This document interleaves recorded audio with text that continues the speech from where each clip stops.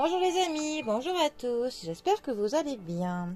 Nous sommes aujourd'hui le dimanche 9 avril. Alors, j'espère que le week-end se passe bien pour vous tous. Pour ce dimanche, j'ai opté pour le tarot du cirque. Alors, en tout cas, il est rapide. Alors, où sont mes cartes? Les voilà.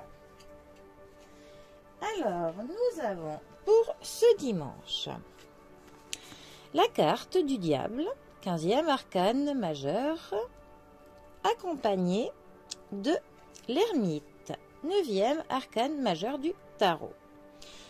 Alors, notre diable va un petit peu nous parler de nos vices. Il va nous parler de tentation, il va parler de nos addictions. Il va nous parler de la jalousie, il va un petit peu nous parler de tous nos travers contre lesquels nous luttons plus ou moins bien chaque jour. Mais il nous parle aussi de la motivation que l'on met dans quelque chose. C'est de la passion, du feu qui nous anime pour obtenir ce que l'on veut. C'est aussi une carte qui nous parle de l'argent. C'est quand même une carte qui, dans un tirage, représente tout ce qui est du matériel, du luxe, et donc de l'argent plus ou moins important. Notre diable, qui est d'ailleurs appelé Baphomet, va avoir un petit peu comme mot-clé, donc tout ce qui est des aspects sombres de notre personnalité, des défauts que l'on souhaite cacher, de la jalousie, donc évidemment de la méchanceté. Mais donc c'est aussi une carte qui va nous parler de déblocage, des déblocages intérieurs principalement, d'une libération, d'une renaissance même. Et ça peut aussi nous parler de l'acceptation de notre personnalité. D'une fois que l'on connaît justement nos travers, on les accepte pour mieux les contrôler et pouvoir vivre avec de manière plus ou moins calme, sereine. Donc ça nous parle aussi de notre feu intérieur et donc de la passion motivante.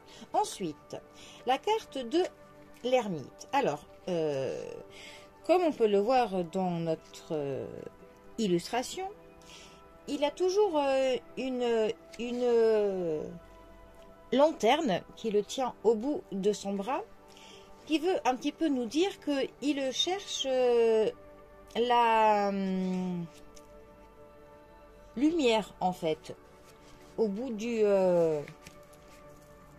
chemin. On a un peu un moment de pause, une introspection que l'on fait pour essayer de trouver au fond de nous des solutions, tout simplement. Donc pour cela, il nous faut une pause. On va se retirer du monde quelque temps pour faire preuve de sagesse et de réflexion.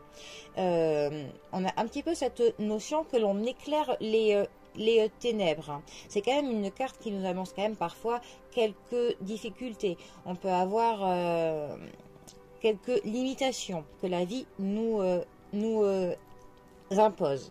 Mais bon, on a quand même toujours cette notion de calme et de recherche très spirituelle. Quand elle est mal positionnée, ça va un petit peu nous parler que l'on ne veut pas faire cette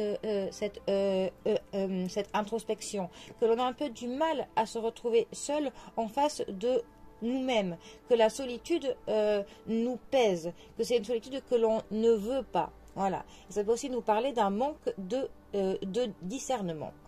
Alors justement, ces deux cartes ensemble peuvent nous dire que l'on a besoin d'un temps de pause, d'une introspection, de se retrouver seul avec nous-mêmes pour que l'on identifie mieux quels sont nos vices et nos travers.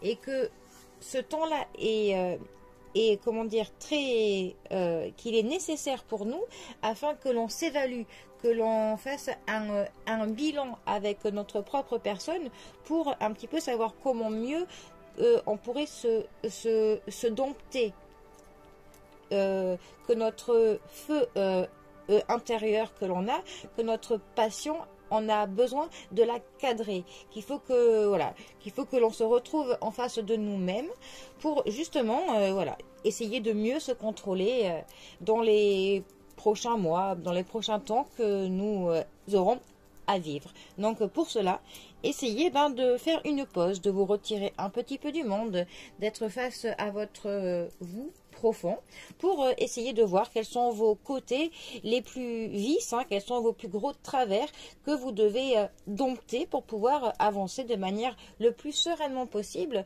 dans les épreuves que vous devrez traverser prochainement. Voilà. Bon et bien, les amis, je vous souhaite un très bon dimanche à tous.